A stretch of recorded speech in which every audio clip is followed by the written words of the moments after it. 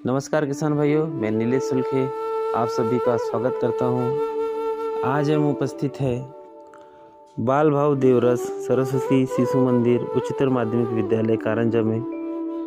आज कृषि विज्ञान केंद्र बड़गांव बालाघाट द्वारा मशरूम उत्पादन पर प्रशिक्षण आयोजित किया गया है।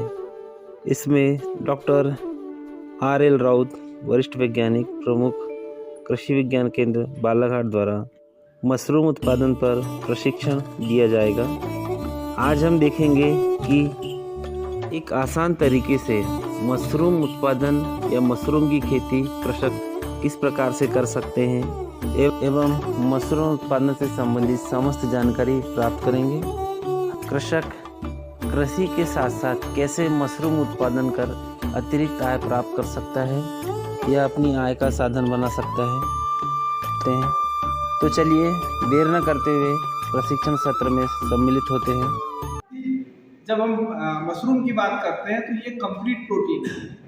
जैसे हम दूध बोलते हैं, दूध को क्या बोलते हैं? एक संपूर्ण आहार। अंडा संपूर्ण आहार मतलब आप एक अंडा को 2 अंडा खा लेते हैं तो आपकी जो प्रोटीन के संबंधित आवश्यकताएं हैं वो पूरी हो जाती है। कार्बोहाइड्रेट भी है, उसमें प्रोटीन भी है, मिनरल्स भी है और विटामिन भी है, तो आपकी आवश्यकताएं पूरी हो जाती है। पर हमारी समस्या क्या है? हमारा भारत का बहुत सारी आबादी ऐसी बहुसंख्यक आबादी है वो वेजिटेरियन है, वो नॉनवेज नहीं खाती है। तो उसके लिए ये एक बहुत बढ़िया स्रोत है प्रोटीन का, जिसमें कंप्लीट प्रोटीन होती है। वह कंप्लीट प्रोटीन और इनकम्प्लीट प्रोटीन क्या होता है? आप लोगों ने जैसे बहुत सारे लोगों को जानकारी नहीं है। जैसे हम एक तरह की दाल खाते हैं, जैसे हम तुअर की दाल खा रहे हैं, तुअर की दाल ही अगर आप खा रहे हो तो आपके सारे प्रोटीन में क्या होता है? अमीनो एसिड्स होते हैं। तो सारे अमीनो एसिड एक दाल में नहीं होते, किसी में कोई अमीनो एसिड कम होता है, किसी में कोई अमीनो एसिड कम होता है।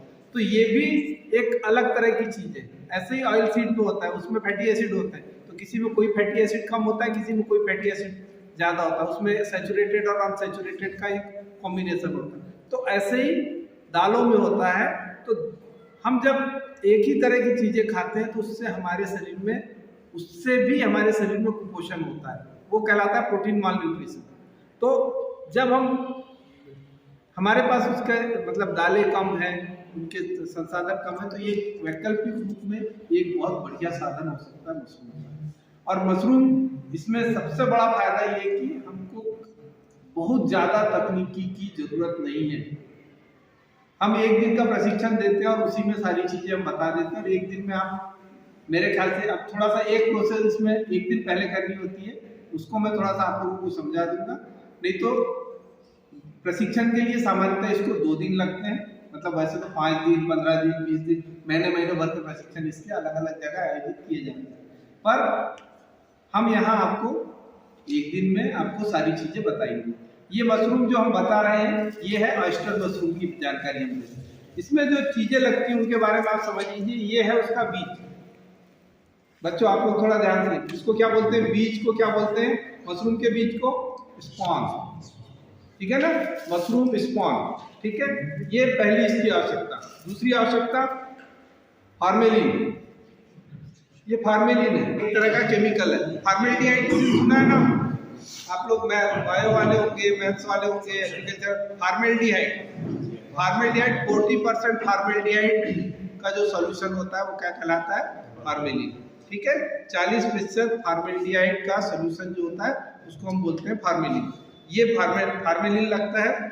इसके अलावा लगता है इसमें ये है बॉविस्टीन, कार्बेंडाजिम, ठीक है ना। इसमें एक रसायन है, फंजीसाइड है, ठीक है। मैं इनके उपयोग भी बताऊंगा, क्यों करते हैं वो बताऊंगा। ये पन्नी लगेगी और आपको रबर बैंड लगेगी, पानी लगेगा, भूसा लगेगा। इसमें से ये आपको बाहर से लेना पड़ेगा, ये आपको बाहर से लेना पड़ेगा और ये बॉविस्टीन बाहर से लेना पड़ेगा, बाकी सब आपके पास है।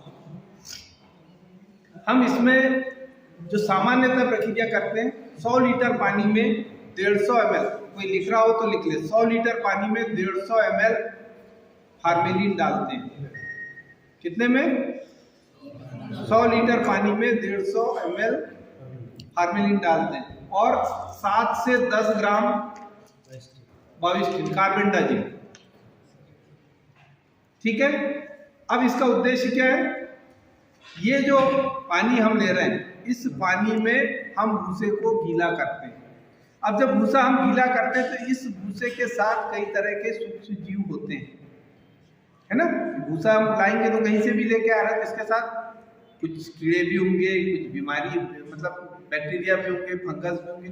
तो उनको जब तक नहीं मारेंगे तो तब तक इसका कोई मतलब नहीं। ये क्या है? ये क्या है? स्पॉन। स्पॉन। ये हम अगर पीरी बोले तो पीरी क्या चीज है? फंगस। पीरी एक तरह की फंगस है, इसको आप समझिए। पीरी क्या है? एक तरह की फंगस है, और ये ईडेबल फंगस मतलब खाने योग्य फंगस है। ठीक है ना। अब हम इसमें ऑलरेडी ढेर सारी फंगस है, ढेर सारे बैक्टीरिया हैं। अगर वो सब निकल जाएंगे तो ये निकलेगी क्या? अच्छी चीज को बुरी चीज जल्दी दबाती है। ठीक है ना। तो ये अगर हम इसको पहले बुरी चीजों को खत्म नहीं करेंगे तो ये इसको होने नहीं देगी, उसको खत्म कर देगी। तो हमको सबसे पहले काम क्या करना होता है? इसको, जो भूसा है हमारा, इस भूसे को हमको स्टरलाइज करना है, इसको निर्जमीकृत करना है कि इसमें किसी तरह के कीटाणु और रोग नहीं रहे। जब भी हम काम शुरू करते हैं मशरूम का, तो या तो हम हाथ में दास्ताने पहन लें, और दास्ताने को भी फिर फार्मेलिन से स्टरलाइज कर लें। तो इसके लिए हम इसमें फार्मेलिन पूरा हाथ में लेके और फार्मेलिन से पूरा अच्छे से नाखून के अंदर बाहर सब तरफ से हम इसको पूरा स्टरलाइज करते हैं, ताकि जब भी हम इसमें काम करें तो हमारा किसी भी तरह का इन्फेक्शन हमारे हाथ के कारण इसमें नहीं जाए। ठीक है, पहला काम ये करते हैं। अब यहाँ पे 100 लीटर का, क्योंकि ये अपने पास पात्र अभी अपन नहीं कर रहे हैं, क्योंकि प्रायोगिक तौर से अपने को देखना है, तो हम ये 10 लीटर का हमने ले लिया। 100 लीटर में हमने कितना लिया था? 150 ml। तो हम लगभग 15 ml इसमें क्या डाल देते हैं?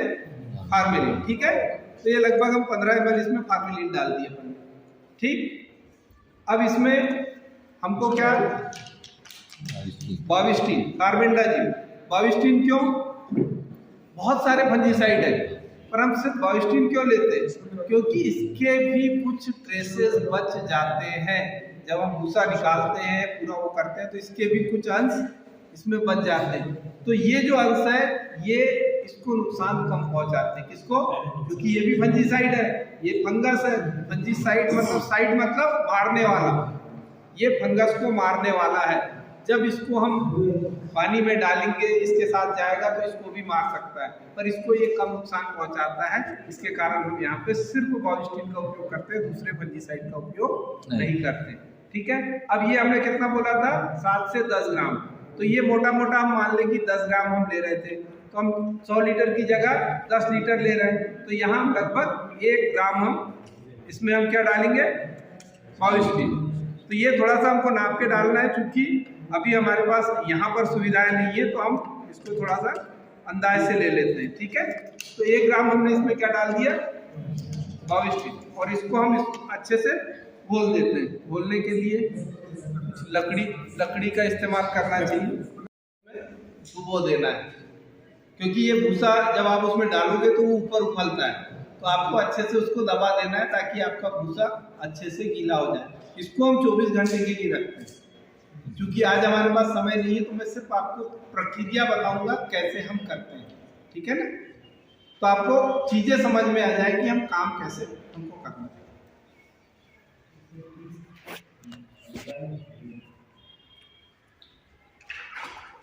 ये हम इसको मिला लेंगे, ताकि चूंकि ये हमारा लिक्विड था वो तो आसानी से मिल जाएगा, पर बाविस्टिन जो है वो हमारा घुलेगा नहीं। या तो पहले आप उसको किसी में घोल लें पानी में और फिर इसमें डाल दें, वो तरीका ज़्यादा आसान रहता है, उसमें आपका सारा घुल जाता है। इसमें हमको ये जितना हमारा भूसा है इसको इसमें डालना है। ठीक है,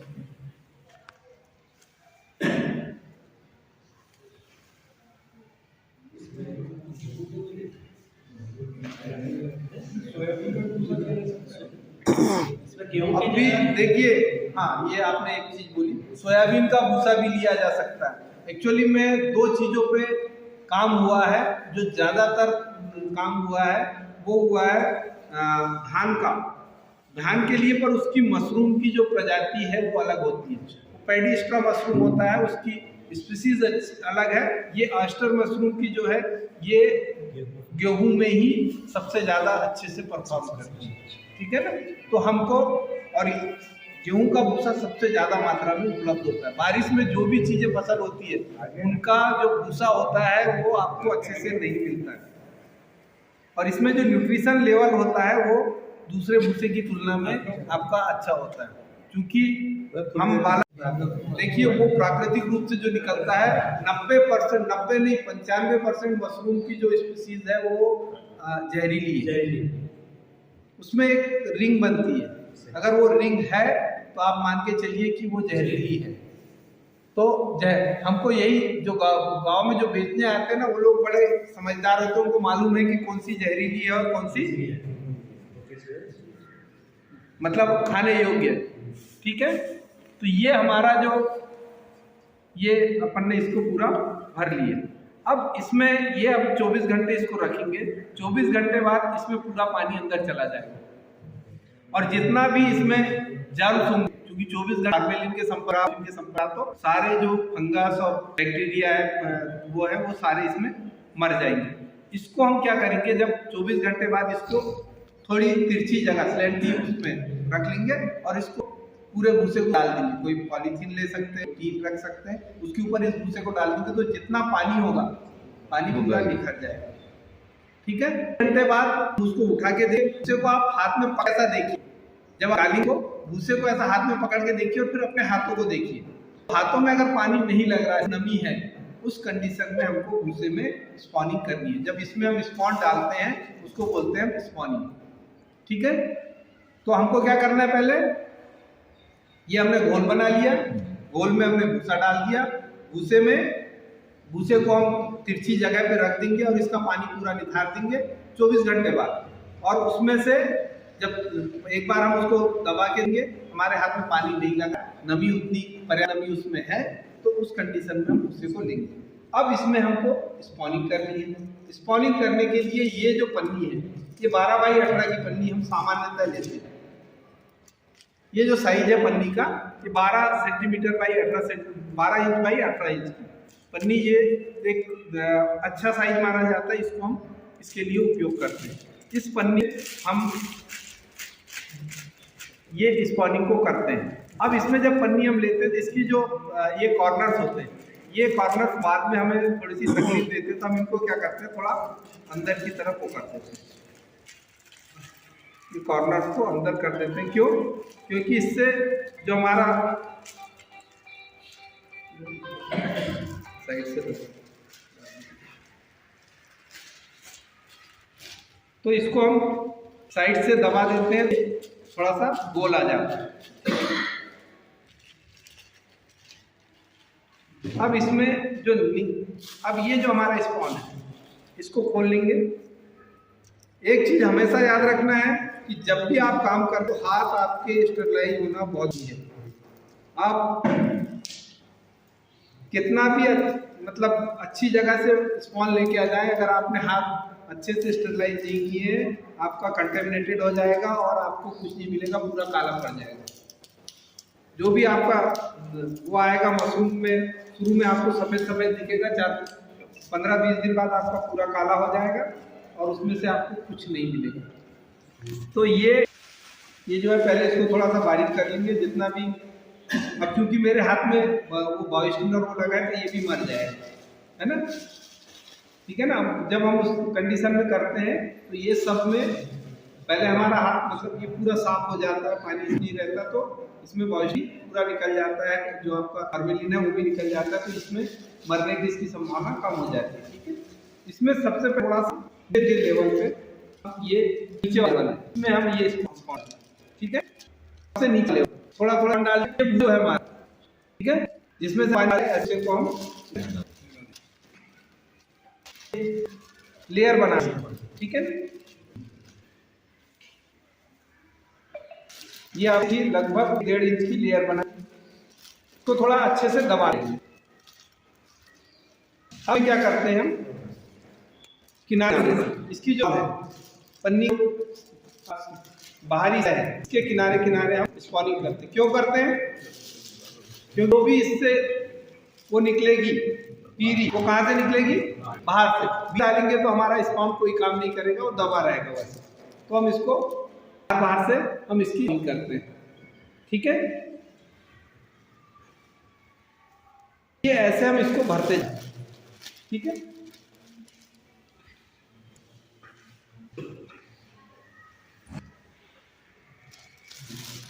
ये 1.5-2 इंच करीब हमने फिर से भर दिया इसको। फिर हम इसमें एक लेयर डालेंगे। दबाना अच्छे से, जितना दबाएंगे उतना। ठीक है, इसमें फिर साइड ऐसा डाल देंगे। बार में ये इससे 50 ग्राम रहा। एक पन्नी में हम 80 ग्राम करीब 80 से 100 ग्राम हमारा स्पॉन चला है। ठीक है,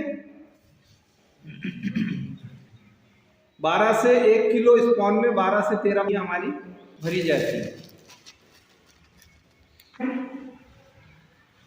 ये सभी हम प्रैक्टिस मतलब एक प्रायोगिक तौर समझने के लिए कर रहे हैं। ये तरीका सही नहीं है। करना कैसे हमको? नहीं तो बोले साहब ने तो ऐसे ही बताया है ना। सर ने ये बताया था कि 24 घंटे बाद पानी पूरा निथार देना है।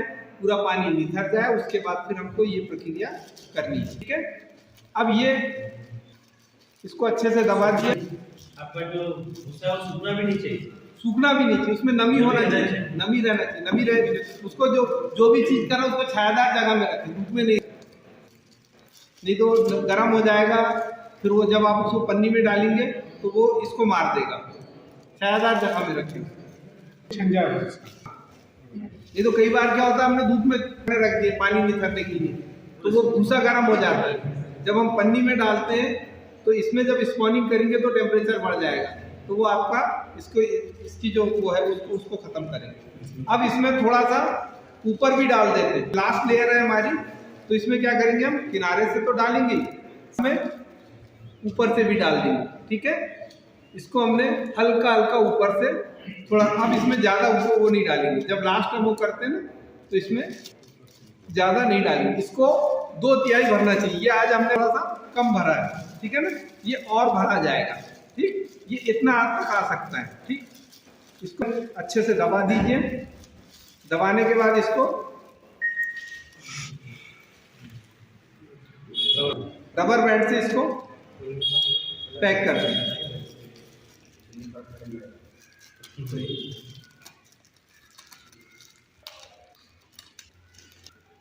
कोई लकड़ी की सहायता से, लकड़ी को जिससे छेद कर रहे, इसमें छेद होते हैं, ये तो वो बारीक को देख लीजिए। जैसे भी आप कर सकते हैं, थोड़े छेद होना चाहिए। इसमें आप करते हैं कि ताकि निकल जाए, ऑक्सीजन उसमें जाती रहे।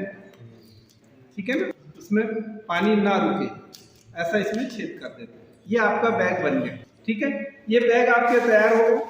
ये बैग जब आपके तैयार होगा, इन बैग को आपको रख देना है। कहाँ पे रखेंगे?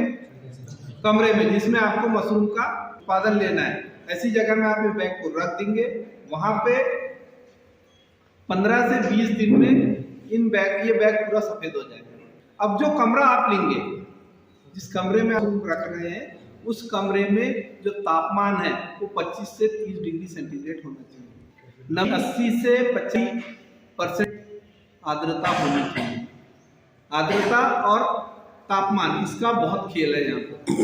जैसे ही आपकी आर्द्रता कम हुई तो दिक्कत हो जाएगी, आपका टेम्परेचर बढ़ा तो दिक्कत हो जाएगी, उत्पादन आपका कम आएगा। तो ये हमको थोड़ा सा ध्यान देना पड़ता है कि हम जिस कमरे में इसका उत्पादन कर रहे हैं वहाँ तापमान मेंटेन कैसे करें। मेंटेन करने के लिए सामान्यतः हमारे घरों का जो रूम तापमान होता है वो 25 से 26 डिग्री सेंटीग्रेड होता है। सामान्य गर्मी में हो सकता है 35 डिग्री सेंटीग्रेड तक जाता है। तो में बाहर घर से बाहर निकले तो हो सकता है वो 45 हो, 48 सेंटीग्रेड भी हो सकता है। मार्च तक तो अपने मार्च तक कोई समस्या नहीं, अप्रैल में तो बहुत समस्या नहीं है। हमने तो जून में पैदा कर। अब आप सिर्फ ये है कि खिड़की, जितनी भी खिड़कियां हैं, वैसे तो नॉर्मल हम सब बंद रखते हैं, खिड़कियों में आप फट्टे लगा दीजिए। जो भी खिड़कियां हो जूट के बोरे और उनको करते हैं। नीचे रेत डाल दी, हमको डाल दी, पानी पानी डाल दी, नमक अपने आप अंदर से आते हैं। तब आर्द्रता मापते हैं उन कमरे में, तो आप आर्द्रता नाप सकते हैं। तो भी तरीका है आर्द्रता नाप सकते हैं। टेम्परेचर नापने के लिए उसमें एक के साथ दोनों चीजें आती है, एग्रोमीटर के साथ ही थर्मोमीटर भी आता है। तो उसको आप रूम टेम्परेचर और रूम की नमी आप दोनों, तो उससे बहुत महंगे नहीं, 400-500 रुपए में आ जाता है, ठीक है। तो उससे आप इसको वो कर सकते हैं। नमी उस कमरे में अंधेरा रहे, वो ध्यान रखें, बहुत लाइट वाला कमरा नहीं हो रहेगा, अंधेरा रहेगा वो बहुत अच्छी है।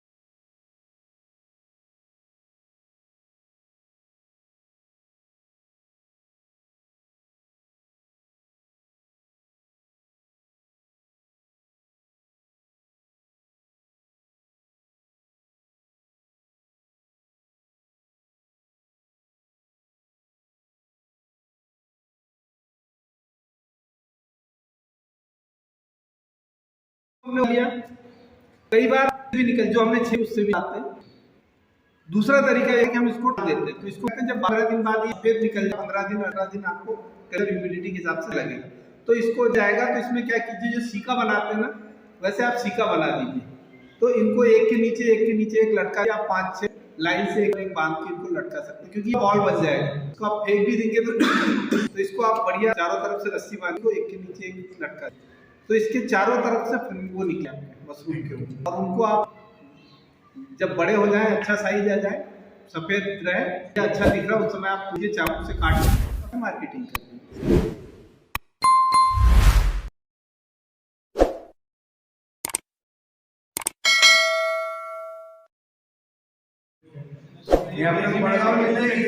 एक केजी में 12 से 13 पैकेट बन जाता है।